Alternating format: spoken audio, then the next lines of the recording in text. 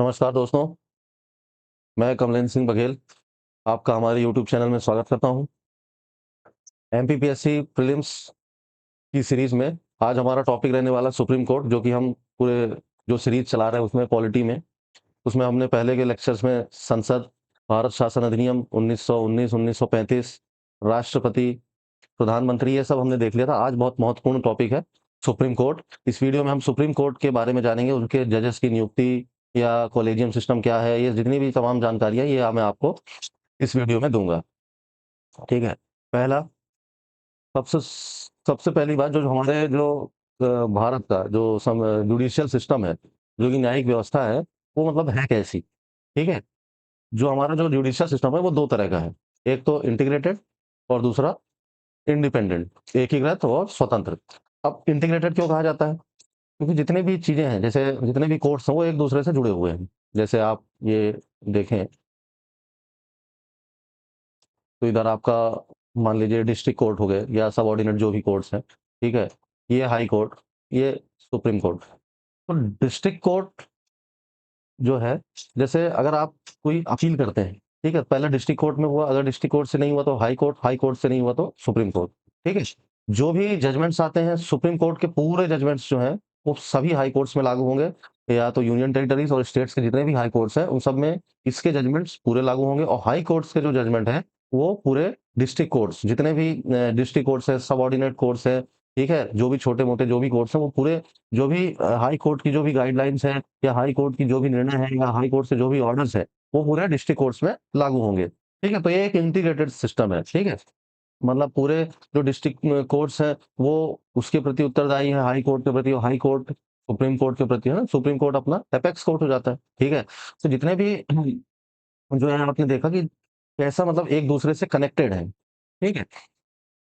Independent, अब क्योंकि ये हमारा, हमने पहले आपको बताया था, आपने सुना होगा कि स्वतः ये हमारी जो न्याय व्यवस्था वो स्वतंत्र है, जुडिशरी है जो स्वतंत्र है, जैसे जैसा कि हमारे आर्टिकल 50 में लिखा गया है। ठीक है। आर्टिकल 50 में क्या है कि जो कार्यपालिका है उससे अलग करता है जुडिशरी को। ठीक है। जुडिशरी है ना, judiciary is separated from executive. ठीक है। इस तरह से ऐसा लिखा गया है आर्टिकल 50 में। ठीक है।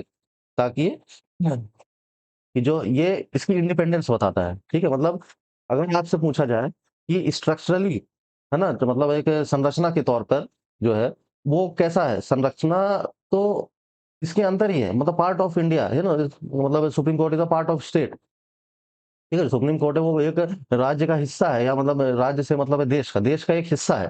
ठीक है। देश का जितने भाई देश है तो ही तो कोर्ट है। ठीक है। एज स्ट्रक्चर अगर आप बात करेंगे तो देश के अंदर ही आता है। अगर आप फंक्शन की बात करेंगे जो उसका कार्य है, ठीक है, फंक्शनली, ठीक है, it is independent. Structurally it is a part of state, and functionally it is a not part of the state. ठीक है। तो अगर ये इंडिपेंडेंस की बात करें तो ये राज्य से पूरी तरह से स्वतंत्र है। ये इनको कहा, ये मालूम होता है, ये हमारे आर्टिकल 15 में दिया गया है। ठीक है। ये judiciary is separated from executive, कार्यपालिका का जुडिशरी पे कोई हस्तक्षेप नहीं रहता। ठीक है। तो ये इसकी स्वतंत्रता और ये एकीकृत। ठीक है। ये दोनों आपको पता चल गया। इंटीग्रेटेड क्या है, इंटीग्रेटेड सिस्टम और इंडिपेंडेंट सिस्टम। ठीक है। एक बार मैं बता देता हूँ, एकीकृत मतलब जितने भी कोर्ट्स हैं वो आपस में एक दूसरे से कनेक्टेड है। ठीक है। सुप्रीम कोर्ट के पूरे जो ऑर्डर्स हैं वो हाई कोर्ट्स में फॉलो होंगे और उन्हें मानना पड़ेगा। हाई कोर्ट के जितने भी ऑर्डर्स होंगे वो पूरे डिस्ट्रिक्ट कोर्ट्स या सब ऑर्डिनेट कोर्ट को मानना पड़ेगा। इंडिपेंडेंट क्यों? क्योंकि हमारी जो न्याय व्यवस्था है वो जो कार्यपालिका है वो उससे अलग है। ठीक है। अलग का मतलब कि कार्यपालिका का कोई हस्तक्षेप हमारे जो जुडिशरी में उसमें नहीं होता है। ठीक है। वो हमारे संविधान में लिखा गया है, आर्टिकल 50 में ये प्रावधान दिया गया है। ठीक है। तो ये हमारे जुडिशियल सिस्टम को मैंने बताया। अब सुप्रीम कोर्ट के बारे में, सुप्रीम कोर्ट ये सबसे ऊंचा न्यायालय है। ठीक है। अपेक्स कोर्ट है हमारा, सबसे जो टॉप का जो कोर्ट है। ठीक है। वो हमारा जो जहाँ सबसे ऊंची अर्जी जो जहाँ लगाई जाती है वो हमारा जो सुप्रीम कोर्ट है। ठीक है। ये आर्टिकल 124 से 147 संविधान में लिखा गया है। ठीक है। इसके बारे में जो भी प्रावधान, जो भी नियम है वो आर्टिकल 124 से 147 में लिखे गए हैं। ठीक है। इसे कस्टोडियन ऑफ कॉन्स्टिट्यूशन कहा जाता है। ठीक है। संविधान का रक्षक। ठीक है। और प्रिजर्वर, प्रोटेक्टर ऑफ कॉन्स्टिट्यूशन किसे कहा जाता है? वो कहा जाता है प्रेसिडेंट को। पर कस्टोडियन ऑफ कॉन्स्टिट्यूशन किसे कहा जाता है? वो सुप्रीम कोर्ट को। मतलब सुप्रीम कोर्ट नहीं, मतलब संविधान की रक्षा खत्म। ठीक है। कोई संविधान बचा नहीं। अगर सुप्रीम कोर्ट नहीं रहेगा तो संविधान एक तरह से नहीं होगा, क्योंकि हमारे आप जैसे भीमराव अम्बेडकर जी ने बोला था जो सबसे महत्वपूर्ण जो आर्टिकल है अगर उनसे पूछो तो वो आर्टिकल 32 है, ठीक है? आर्टिकल 32 ये क्यों कहा था आर्टिकल 32 क्योंकि इसमें रिट जो हमारे जो रिट्स है, ठीक है? जितने भी लेख तो वो आर्टिकल 32 के मतलब अगर आपका कोई संविधान का हनन हो रहा है, आपके मौलिक अधिकारों का हनन हो रहा है या संविधान की वो पालन नहीं हो रहा है, तो आप आर्टिकल 32 के तहत आप सुप्रीम कोर्ट जा सकते हैं, ठीक है?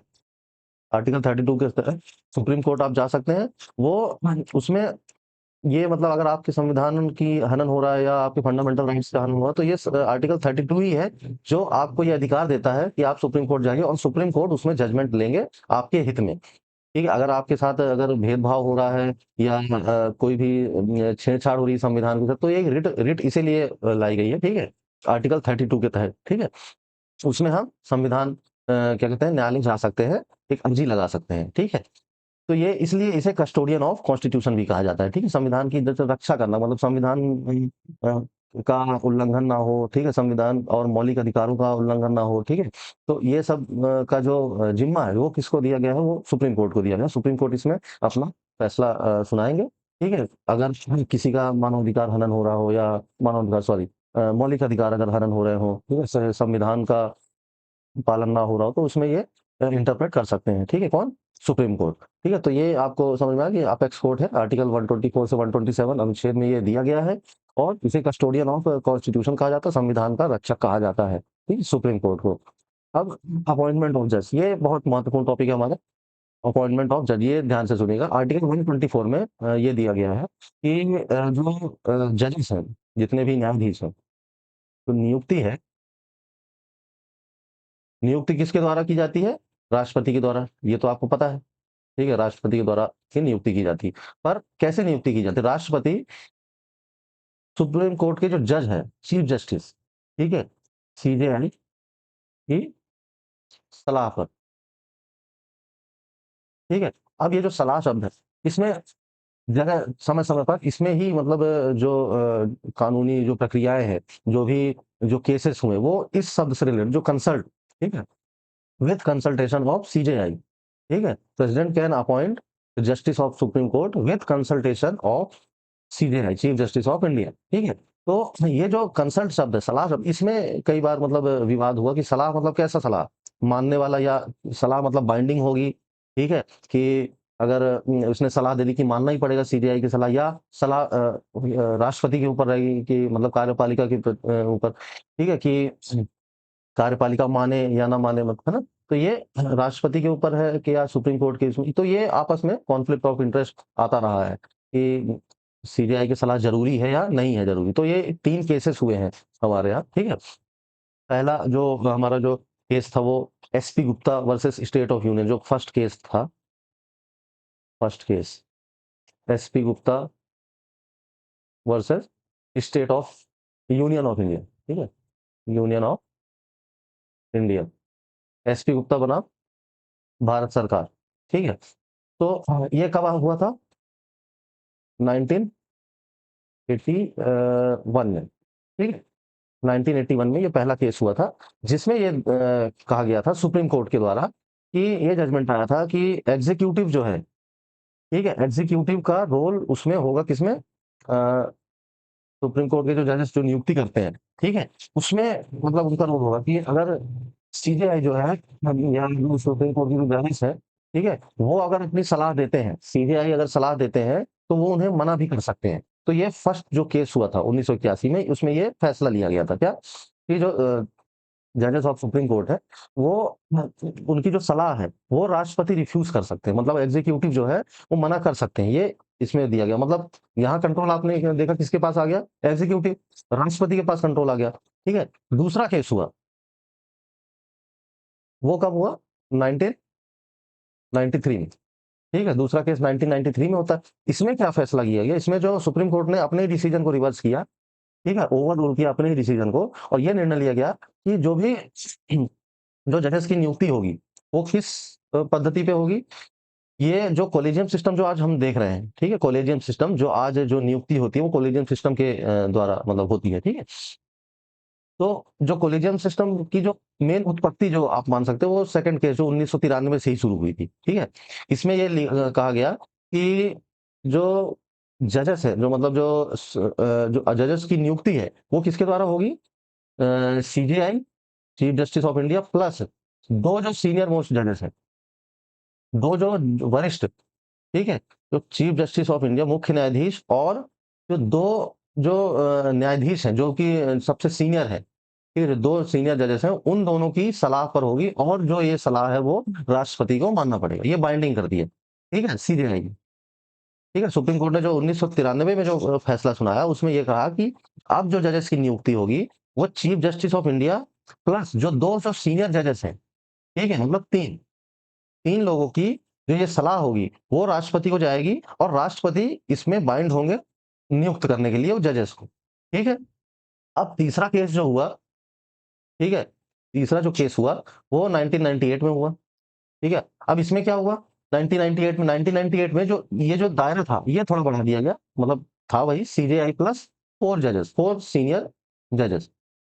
ठीक है, तो आपने देखा कि मतलब बैकग्राउंड कैसा रहा, पहले जो पहला केस आया जो थ्री जजेस जो केस है हमारा, थ्री जजेस केस जो आप आज कई बार जो कॉलेजियम सिस्टम उसको थ्री जजेस केस भी बोलते हैं, ठीक है, थ्री जजेस केस के द्वारा मतलब उनकी नियुक्ति होती है। जो केस क्या थे जो वो मैं आपको बता रहा हूँ। पहला केस था SP Gupta versus union of India, ठीक है, तो इसमें 1981 में दिया गया कि चीफ जस्टिस जो सलाह देंगे वो मतलब बाध्यकारी नहीं होंगी, ठीक है, वो रिफ्यूज कर सकते हैं। दूसरे केस में 1993 में ये हुआ कि चीफ जस्टिस प्लस जो दो सीनियर मोस्ट जजेस हैं उनके द्वारा नियुक्ति होगी, मतलब उनके द्वारा वो नाम दिए जाएंगे और राष्ट्रपति उन्हें नियुक्त करना पड़ेगा। ठीक है, तीसरे जो केस था उसमें ये हुआ कि जो चीफ जस्टिस ऑफ इंडिया थे वो प्लस चार सीनियर मोस्ट जज जो आज चल रहा है, ठीक है, आज भी यही सिस्टम हमारा अपनाया जा रहा है कोलिजियम सिस्टम के थ्रू, कि सुप्रीम कोर्ट प्लस फोर जजेस, मतलब उसमें पांच जो लोग हैं उनकी इन्वॉल्वमेंट हो गई। ठीक है, पांच जो लोग हैं उनकी इन्वॉल्वमेंट हो गई कोलिजियम सिस्टम में। ठीक है, तो चीफ जस्टिस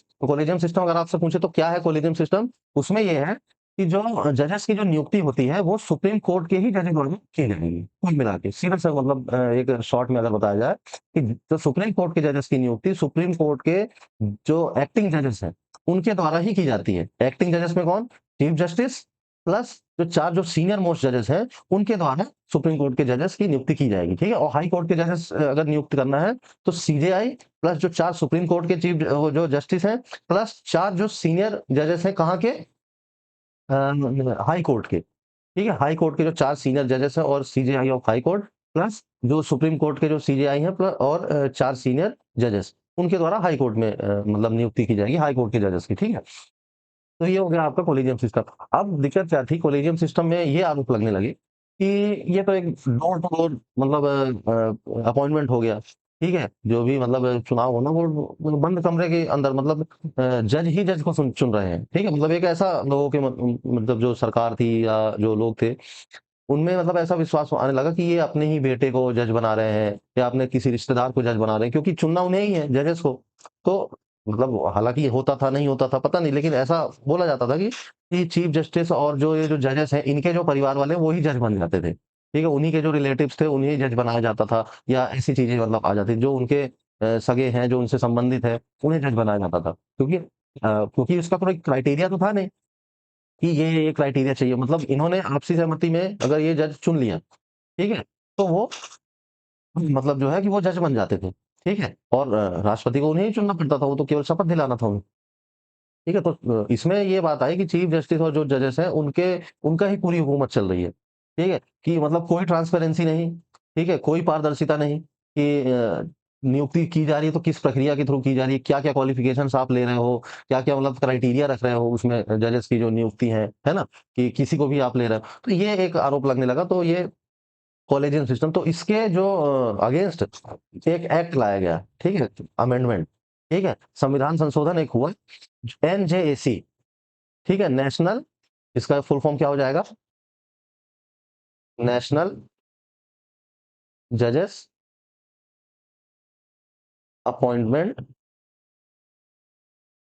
कमिटी।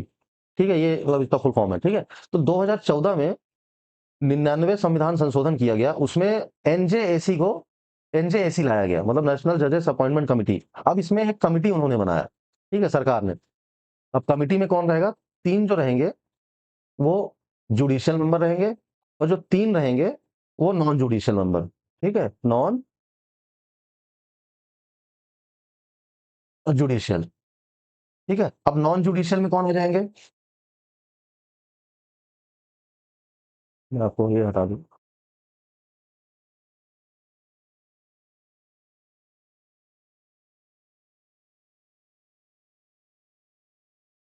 देख, तो इसमें जो एनजेएसी था, इसमें क्या था? 3 जुडिशियल, 3 नॉन जुडिशियल। ठीक है, 3 जो थे वो न्यायिक और 3 गैर न्यायिक। ठीक है, अब 3 जो गैर न्यायिक जो मतलब सदस्य थे जो कमिटी में, मतलब 6 मेंबर की कमिटी बनाई गई। ठीक है, 6 मेंबर, ये 6 मेंबर की कमिटी थी एनजेएसी में। ठीक है, अब इस कमिटी में 3 जो थे जुडिशियल मेंबर, उसमें जुडिशियल मेंबर में कौन था? सीजेआई। और जो 2 जो थे वो सीनियर जजेस। ठीक है, 2 सीनियर जजेस। अब इसमें जो 3 मेंबर थे, उसमें थे आपके जो एक थे वो कौन थे? जो हमारे कानून मंत्री थे। ठीक है, कानून मंत्री। और जो दो जो अदर सदस्य हैं, ठीक है, जो 2 अदर सदस्य हैं, उस उनको नियुक्त करने के लिए 3 लोग थे, मतलब 3 लोगों की एक कमिटी थी जिसमें प्रधानमंत्री और आपके जो क्या कहते हैं ऑपोजिशन मिनिस्टर, ठीक है, और सीजेआई, ये तीनों की एक कमिटी थी। ठीक है, ये तीनों एक कमिटी बना के ये जो 2 मेंबर्स थे वो चुनेंगे। और एक तो आपके कानून मंत्री, ये 3 ये हो गए, और 3 जो थे जुडिशियल मेंबर, इसमें सीजेआई और 2 जो आपके जो जजेस थे सीनियर मोस्ट, वो हो जाएगा। तो ये कंप्लीट मतलब वो था कि इसमें आपके जुडिशियल मेंबर्स भी आ गए और इसमें आपके नॉन जुडिशियल मेंबर्स भी आ गए, मतलब इसमें आपका एग्जीक्यूटिव भी आ गया, इसमें आपका न्यायपालिका भी आ गया, ठीक है, जुडिशियरी भी आ गया, और इसमें लेजिस्लेटिव भी आ गया। लेजिस्लेटिव ये जो 2 सदस्य थे वो लेजिस्लेटिव वाले ही थे। ठीक है, तो आपके तीनों आ गया, तो मतलब अब लोगों ने मतलब ये सरकार ने ये सोचा कि बैलेंस मतलब करने की कोशिश की कि आपकी जो नियुक्ति होगी ना, मतलब पूरी तरह से हमारे थ्रू होगी, ना तो पूरी तरह से आपके थ्रू होगी, ना तो पूरी तरह से एग्जीक्यूटिव के थ्रू होगी, ना तो पूरी तरह से जुडिशियरी के थ्रू होगी। तो वो इसलिए ये एनजेएसी बनाया गया कि एक 6 मेंबर कमिटी रहेगी, वो अब चुनेगी। इसमें जुडिशियल मेंबर्स भी रहेंगे और जो एग्जीक्यूटिव वाले जो मेंबर्स हैं वो भी रहेंगे, और लेजिस्लेटिव जो मेंबर्स थे वो भी रहेंगे। ठीक है, तो ये तीनों का एक स्ट्रक्चर बनाया गया, इसके थ्रू मतलब ये नियुक्ति की गई। समस्या यहाँ ये आने लगी, अब 2015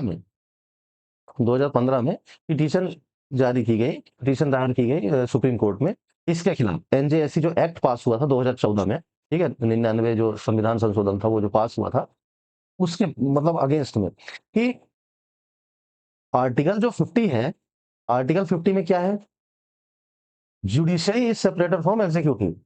जो न्यायपालिका है वो कार्यपालिका से अलग है। ठीक है, उसमें कार्यपालिका का हस्तक्षेप नहीं होगा। फिर अब तो यहाँ जो एनजेएसी है, इसमें तो यही हो रहा है, कार्यपालिका का मतलब हस्तक्षेप तो है कहीं ना कहीं, तो वो संविधान के जो आर्टिकल 50 है उसका तो उल्लंघन है। मतलब ये एक पिटीशन दायर की गई। ठीक है, अब इसमें सुप्रीम कोर्ट ने ये फैसला सुना कि बात तो सही है, भाई आर्टिकल 50 में तो ये साफ साफ लिखा गया है कि एग्जीक्यूटिव है, मतलब इज अपार्ट फ्रॉम जुडिशरी। ठीक है, जुडिशरी जो है वो एग्जीक्यूटिव का हिस्सा ही नहीं है। ठीक है, तो जो अब और जो एनजेएससी था उसमें तो एग्जीक्यूटिव का भी मतलब रोल था कहीं ना कहीं। ठीक है, जैसे पीएम है, अपोजिशन मिनिस्टर है, कानून मंत्री है, तो इस इनका भी कुछ ना कुछ रोल आ रहा है। ठीक है, इसमें ये जो इनकी जो जज की नियुक्ति हुई, तो सुप्रीम कोर्ट ने 2015 में फैसला सुनाया तो कि ये जो एनजेएसी है वो नल एंड वॉइड है, मतलब उसको तत्काल प्रभाव से निरस्त कर दिया। कि जो भी ये एक्ट बना था, एक्ट जो भी है, क्या कहते हैं, एनजेएसी जो बिल पास हुआ था, ठीक है, जो जो भी ये संविधान संशोधन हुआ था, उसे इन्होंने ये निरस्त कर दिया। ठीक है, अब तो तब से वापस जो ये कॉलेजियम सिस्टम है, ठीक है, वापस जो ये कॉलेजियम सिस्टम है कि सीजेआई प्लस 4 जो सीनियर जजेस हैं, ठीक है, वो वाला जो सिस्टम है, उनके द्वारा जो नियुक्ति की जाएगी वो ही मतलब अभी मान्य होगा। ठीक है, तब से ये सुप्रीम कोर्ट ने ये फैसला सुनाया कि अभी भी जो कॉलेजियम सिस्टम है वही अपनाया जाएगा, मतलब जो सुप्रीम कोर्ट के जजेस हैं वही फैसला सुनाएंगे अपॉइंटमेंट के ऊपर। अपॉइंटमेंट जो है वो उनके हाथ में ही रहेगा पूर्ण रूप से। ठीक है, तो ये वापस से कॉलेजियम सिस्टम आ गया। तो आपने ये देखा कि जो क्या जो 3 जजेस केसेस क्या थे, ठीक है, पहले केस में क्या हुआ, दूसरे केस में क्या हुआ, तीसरे केस में क्या हुआ, फिर एनजेएसी क्या था। तो ये जो पूरी जो प्रक्रिया रही है, ठीक है, जो अपॉइंटमेंट में, वो मैंने आपको ये बताया कि कैसा-कैसा पृष्ठभूमि क्या थी, पहले क्या स्टेजेस थे, धीरे-धीरे स्टेजेस पूरे मैंने बताए आपको, ठीक है। अब अगला हम देखते हैं योग्यताएँ, जो बेसिक योग्यताएँ हैं, ठीक है।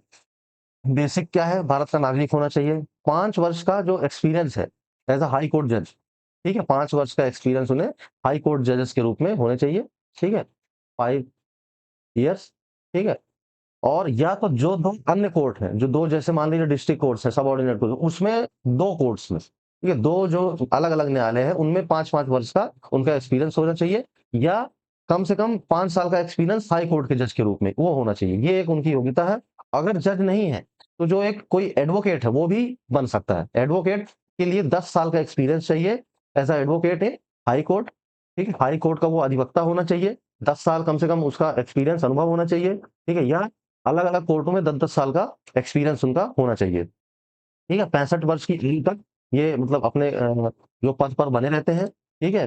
पद पर बने रहने के लिए जो उनकी आयु है वो 65 वर्ष की आयु है, और सॉरी, और हाई कोर्ट में कितना है? 62 वर्ष, ठीक है? ये याद रखिए, हाई कोर्ट के लिए 62 वर्ष जो मैक्सिमम आयु है, और सुप्रीम कोर्ट के जजेस के लिए 65 वर्ष मैक्सिमम आयु, ठीक है? तो ये बेसिक क्वालिफिकेशन है उनकी, ठीक है? अब ज्यूरिसडिक्शन मतलब क्षेत्राधिकार, ठीक है?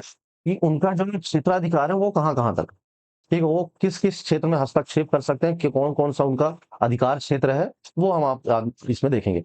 अब बात करते हैं ओरिजिनल ज्यूरिसडिक्शन, ठीक है? ओरिजिनल ज्यूरिसडिक्शन में क्या आ जाता है कि जिसमें वो डायरेक्ट किसी ओरिजिनल ज्यूरिसडिक्शन मतलब जैसे आप इससे समझिए कि जैसे हम कहीं भी हमारा कोई केस रजिस्टर होता है, तो सबसे पहले वो कहाँ जाता है? डायरेक्ट क्या सुप्रीम कोर्ट जाता है? डायरेक्ट कहाँ जाता है? डिस्ट्रिक्ट कोर्ट जाता है। सबसे शुरुआत जो होगी वो तो डिस्ट्रिक्ट कोर्ट से होती है ना, जो हमारे जो क्रिमिनल कोर्ट्स हैं, ठीक है? तो ये जो इनका सिविल जो दीवानी जो वो मामले रहते हैं और क्रिमिनल, ये हैंडल नहीं करते, ठीक है? डायरेक्ट मतलब वैसे तो आप अपील के थ्रू जो ये है, उसके थ्रू तो आप जा सकते हैं, ठीक है? इसमें आपका मामला चल सकता है, पर जो ओरिजिनल जो शुरुआत में जो आपका वो आप इसमें रजिस्टर नहीं मतलब हो सकता, ठीक है? तो ये कहाँ होता है? डिस्ट्रिक्ट कोर्ट में। डिस्ट्रिक्ट कोर्ट्स में फिर आप अपील करते हैं तो फिर वो हाई कोर्ट जाता है, फिर हाई कोर्ट से फिर आपका वो जो केस है वो सुप्रीम कोर्ट में जाता है, ठीक है? तो ये ओरिजिनल ज्यूरिसडिक्शन हो गया। तो मतलब हमारी जो ओरिजिनल जो ज्यूरिसडिक्शन है, हमारे लिए वो किसका है? डिस्ट्रिक्ट कोर्ट का, ठीक है? डिस्ट्रिक्ट कोर्ट का जो ओरिजिनल ज्यूरिसडिक्शन है मतलब उन्हीं का क्षेत्राधिकार है, वो ही करेंगे। और जो इसका जो ओरिजिनल ज्यूरिसडिक्शन है, वो कौन-सा है? सेंटर, स्टेट या स्टेट-स्टेट डिस्प्यूट, ठीक है? डिस्प्यूट, ठीक? केंद्र राज्य जो विवाद होते हैं, जो केंद्र और राज्य के बीच जो विवाद रहते हैं, सेंटर स्टेट या स्टेट स्टेट मतलब जो राज्य और राज्यों के बीच में विवाद रहते हैं वो। जैसे मान लीजिए आपका एग्ज़ाम्पल कावेरी जल विवाद जो आपने सुना होगा, बहुत फ़ेमस है ना? वो कर्नाटका और तमिलनाडु के बीच में वो जो केस है, वो चल रहा है कावेरी जल विवाद। तो वो किसके पास जाता है? वो डिस्ट्रिक्ट कोर्ट और वो हाई कोर्ट के पास नहीं जाएगा, वो किसके पास जाएगा? वो सुप्रीम कोर्ट के पास जाएगा, ठीक है? वो उसका जो ओरिजिनल ज्यूरिसडिक्शन है, ठीक है? जो उसका जो मौलिक जो उसका जो क्षेत्राधिकार है वो सेंट्रल स्टेट, ठीक है? केंद्र और राज्य के बीच जो विवाद हो रहे हैं, ठीक है? केंद्र के और राज्य के बीच टैक्सेस का विवाद या किसी अन्य तरह का विवाद, ठीक है? प्रशासन का विवाद जो भी है, तो वो किसके पास जाता है? वो सुप्रीम कोर्ट के पास डायरेक्ट जाता है, ठीक है? ये वाले विवाद। बाकी जो नॉर्मल जो विवाद है वो हमारे डिस्ट्रिक्ट कोर्ट के पास जाते हैं और उसके बाद फिर हाई कोर्ट के पास जाते हैं, ठीक है? अब और अपीलेट आपने सुन लिया, अपीलेट जो ज्यूरिसडिक्शन वो क्या कहलाता है, ठीक है? ओरिजिनल ज्यूरिसडिक्शन आपको समझ में आया? ओरिजिनल ज्यूरिसडिक्शन में इनका क्या आ गया? सेंटर स्टेट डिस्प्यूट, केंद्र राज्य समझौता, ठीक है? या राज्य और राज्य जो आपस में जो अंतर्राज्यीय जो विवाद होते हैं, ठीक है? बिहार का यूपी के साथ, झारखंड का बिहार के साथ, तो इनका जो विवाद है मान लीजिए, तो ये सुप्रीम कोर्ट के पास जाएगा। अब अपीलेट में क्या हो जाएगा? अपीलेट में जैसे अपीलेट ज्यूरिसडिक्शन मतलब आप अगर अपील करते हैं, ठीक है? आपने अपील करी हाई कोर्ट पे, आपको न्याय नहीं मिला, आपने कहाँ अपील की है? हाई कोर्ट पे। हाई कोर्ट से आपने अपील की कहाँ? Supreme court. तो ये एक अपील के थ्रू आप जा सकते हैं। नहीं, हालाँकि इसकी भी एक प्रक्रिया रहती है अपील की, वो मैं अभी बताऊँ। नहीं, डायरेक्ट मतलब अपील भी डायरेक्ट नहीं होती है, ठीक है? फिर ये आ गया आपका एडवाइज़री मतलब ये प्रेसिडेंट के केसेस में होता है, ठीक है? प्रेसिडेंट जब भी संविधान के उसमें जब भी संविधान पर कोई भी जैसे सलाह माँगते हैं, ठीक है? कि यार ये संविधान में ये चीज़ें हैं या ये संविधान संशोधन है, इसमें ये चीज़ें हैं। तो उस पर जो भी मतलब जो एडवाइज़री मतलब जो भी सलाह देने का अधिकार भी सुप्रीम कोर्ट को प्राप्त है, ठीक है? संविधान के मतलब पर्सपेक्टिव में, ठीक है? तो ये आपका जैसे 3 हो गया, ओरिजिनल, अपीलिएट और एडवाइजरी, मौलिक, अपील और सलाहकारी, ये आपको ज्यूरिसडिक्शन, क्षेत्राधिकार समझ में आ गया, ठीक है? हम रिट की बात करेंगे तो बहुत महत्वपूर्ण है, ये हम अगले जो वीडियोज़ उसमें डिटेल्स में पढ़ लेंगे। आज हम नॉर्मल जो चीज़ें हैं वो बता रहा हूँ, रिट मतलब होता क्या है? रिट जो हमारे आर्टिकल 32 में दिया गया है, ठीक है? आर्टिकल 5 तरह के रिट है ना? मैंडेसमस और हैबीस कॉर्पस, प्रोहिबिशन, इस तरह के 5 जो हमारे रिट्स हैं, ठीक है? तो रिट मतलब क्या है कि जैसे संविधान या मौलिक अधिकार में या कोई भी ऐसा हनन, कुछ चीज़ें हो रही हैं या सही से नहीं चल रहा, तो हम एक रिट दायर करते हैं, ठीक है? याचिका दायर करते हैं, ठीक है? तो वो जो रिट होती है, वो डायरेक्ट हम सबसे पहले कहाँ करते हैं? हाई कोर्ट में। डायरेक्ट हम ये सुप्रीम कोर्ट में भी नहीं जा सकते, आपको मैं बताऊँ, डायरेक्ट हम सुप्रीम कोर्ट रिट्स के माध्यम से भी नहीं जाते थे, ठीक है? जाते हैं, पर उसकी भी एक प्रक्रिया रहती है, ठीक है? जैसे हमने हाई कोर्ट में तो हमने डायरेक्ट रिट दायर कर दी, ठीक है? हमारी जो है याचिका हमने डायरेक्ट हाई कोर्ट में दायर कर ली। हाई कोर्ट से या तो आपको एक स्पेशल लीव पिटीशन पिटीशन ठीक है?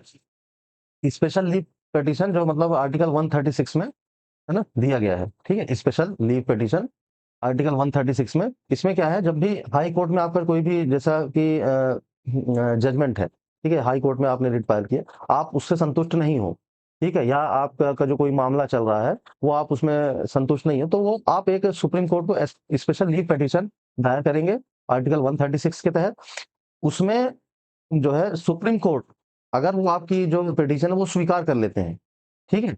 अगर सुप्रीम कोर्ट वो स्वीकार कर लेते हैं, तब आप मतलब सुप्रीम कोर्ट में आप आगे अपील कर सकते हैं, ठीक है?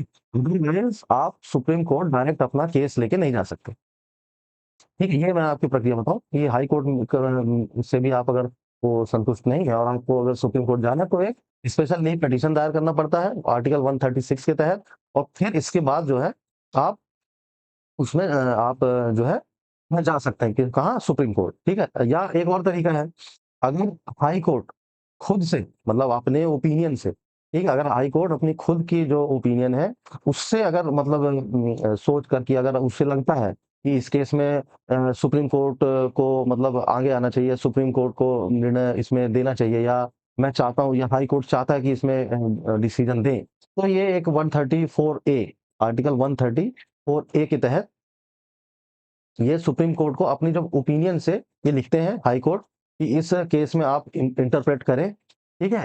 तब सुप्रीम कोर्ट इसमें क्या कहते हैं, हस्तक्षेप करते हैं और सुप्रीम कोर्ट इसमें अपना जजमेंट जो भी है ऑर्डर वो सुनाते हैं, ठीक है? तो ये आपका 4 तरह का जो जो क्षेत्राधिकार है वो आपने देखा, ठीक है? जो रिट है वो कॉमन पीपल जो लोगों के लिए वो है, ठीक है? डायरेक्ट नहीं जा सकते, ये मैंने आपको बताया, हाई कोर्ट के थ्रू जाना पड़ता है ना? हाई कोर्ट के थ्रू 2 तरीके से, स्पेशल लीव पिटीशन या तो हाई कोर्ट खुद चाहे तो, ठीक है? तो ये इसका जो ज्यूरिसडिक्शन है ना? अब आर्टिकल 141 आर्टिकल 141 क्या है? Law of land. Law of land मतलब जो भी इसका निर्णय है, ठीक है? जो सुप्रीम कोर्ट के समस्त निर्णय या ऑर्डर सभी नागरिक पर सभी नागरिक पर समान लागू होंगे। लागू होंगे, ठीक है? अब ये मतलब आर्टिकल 141 में ये मतलब ऐसा लिखा गया है कि सुप्रीम कोर्ट के जो जितने भी निर्णय हैं, जितने भी ऑर्डर है, वो पूरे जो देश के जो नागरिक हैं, सबके ऊपर समान रूप से लागू होंगे। ये लॉ ऑफ लैंड है, ठीक है? मतलब जो ये पूरा जो रूल ऑफ लॉ है, ठीक है? रूल ऑफ लॉ है, जो लॉ का जो नियम है, ठीक है? अधिनियम का जो नियम है, वो मतलब ये यही है कि आर्टिकल 141 के तहत सुप्रीम कोर्ट के जो समस्त जो निर्णय है, वो सभी नागरिक पर समान लागू होंगे। ऐसा नहीं है कि पीएम पर अलग लागू होंगे या सीएम पर अलग लागू होंगे या कॉमन मैन पर अलग लागू होंगे, सब पर समान रूप से लागू होंगे जो इनके जो निर्णय रहेंगे, ठीक है? अगर वो संविधान से रिलेटेड हैं या किसी पब्लिक इश्यूज में से रिलेटेड है, तो वो सभी पर लागू होंगे उनके नियम, ठीक है? और आर्टिकल 142 में ये कहा गया कि जो सुप्रीम कोर्ट है वो किसी भी चीज में निर्णय दे सकता है, ठीक है, can pass any order, can pass any order, ठीक है। अब एनी ऑर्डर से मतलब क्या, ठीक है, एनी ऑर्डर विच हैज, ठीक है, सॉरी ठीक है, वो एनी कोई भी ऐसा नियम पास कर सकता है जो कि संविधान में या नागरिकों के मतलब नागरिकों के जो न्याय से संबंधित, ठीक है, अगर उसमें अगर सुप्रीम कोर्ट को लगता है कि ये न्याय से रिलेटेड है, ठीक है, which is related to justice, ठीक है, न्याय के लिए लाए गए सभी निर्णय, ठीक है, न्याय के लिए अगर लाए गए जितने भी निर्णय हैं, ठीक है, कोई भी ऑर्डर वो पास कर सकते हैं, मतलब एक अनलिमिटेड पावर है, ठीक है, अनलिमिटेड पावर किस चीज में, जो न्याय से रिलेटेड, मतलब ऐसा नहीं है कि मतलब कि अनलिमिटेड पावर वो किसी भी चीज में आप वो निर्णय दे देंगे, हाँ अगर उनका जो निर्णय है वो जस्टिस से रिलेटेड है, ठीक है, इसमें किसी प्रकार का जस्टिस इन्वॉल्व है, तो वो कोई भी ऑर्डर वो इशू कर सकते हैं, ठीक है, मतलब सिर्फ मतलब एक तरह से आप ये समझ लें कि कैन पास एनी ऑर्डर का मतलब आप ये नहीं कि किसी भी चीज से रिलेटेड, ठीक है, उसका भी एक दायरा है, मतलब जस्टिस होनी चाहिए, ठीक है, उसमें, ठीक है, लोगों को मतलब न्याय से संबंधित होनी चाहिए कि उनको न्याय मिल रहा है, कि महिला का न्याय की बात है, ठीक है, जैसे विशाखा गाइडलाइंस हुई थी, ठीक है, सबरीमाला केस में उन्होंने जो भी गाइडलाइंस निकाली थी, तो ये जितने भी जो मतलब ये पब्लिक उसमें जो न्याय का जो प्रतीत होते हैं, जिसमें जो भी निर्णय जिसमें हमारा न्याय आ गया, ठीक है, वो सभी जो है वो आर्टिकल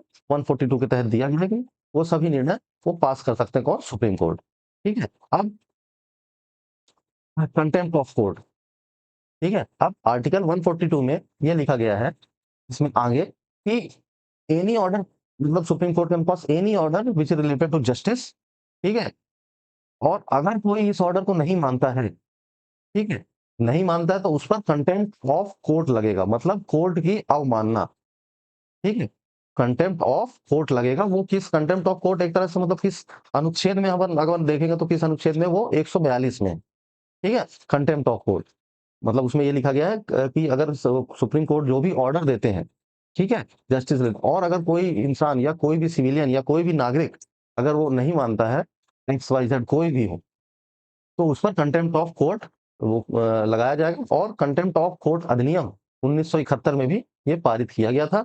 इस अधिनियम में बताया गया कि दो तरह के कंटेम्प्ट है, एक सिविल कंटेम्प्ट और एक क्रिमिनल कंटेम्प्ट, ठीक है, सिविल कंटेम्प्ट में क्या आ जाता है, सिविल जो अवमानना है, सिविल जो कंटेम्प्ट है, उसमें क्या आ जाता है कि जो भी उनके जो निर्णय है, जो भी उनके ऑर्डर को ना मानना, ठीक है, उनकी जो गाइडलाइंस है उनको ना मानना, तो वो सिविल कंटेम्प्ट में आ गया। क्रिमिनल कंटेम्प्ट में जो जिसमें दंड वाले जो अवमानना है वो कौन से हैं कि कोर्ट की जो गतिविधियां है, जो कोर्ट की जो कार्य है उस पर आप हस्तक्षेप कर रहे हो या उसमें बाधा डाल रहे हो, ठीक है,